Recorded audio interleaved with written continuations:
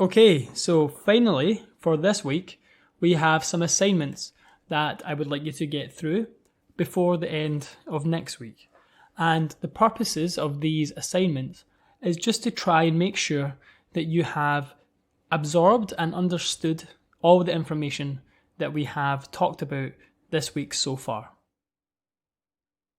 So what I would like you to do is to source and break down 4 paintings or concepts. So this is similar to what we showed in one of the videos, where we should be looking at the leading lines and the composition, the balance of elements, and the framing of the shots. Anything that we have outlined previously within the videos, try and look for examples of that in your own paintings. So it could be 4 paintings or it could be concepts.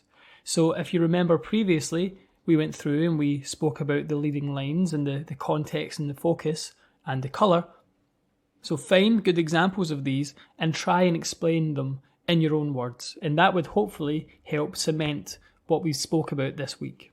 So after you've done this, I'd like you to source and break down 2 movie or animation shots. So similar to what we did here, in the same way, we want to look at the rule of thirds and the framing and the sub-framing.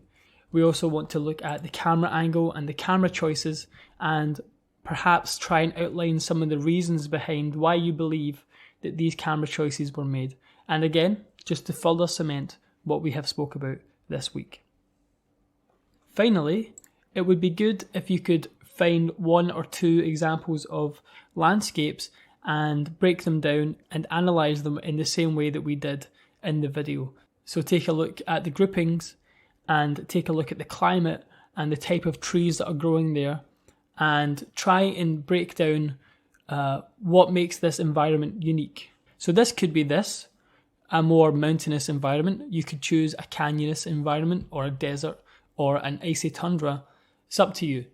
But just pick one and look at the video that we made previously about analysing references and breaking down environments, and try and apply that same logic that we covered in that video to a couple of images, 1 or 2, depending on how much time that you have. Awesome. Now, I know it may be a little disappointing for some that we didn't cover any technical Houdini stuff this week. Don't worry, we have loads to get through.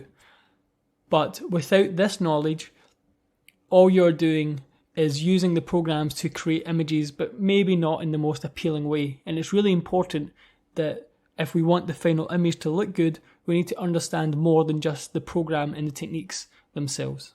So I hope this was a lot of useful information for you guys. If you didn't know this, half the battle is just understanding that these concepts exist, and you can start to look out for them whenever you are appreciating your own work or other people's work, and you can start to incorporate them within your own work. Okay, so thanks guys, and I look forward to communicating with you over the next 7 or 8 weeks.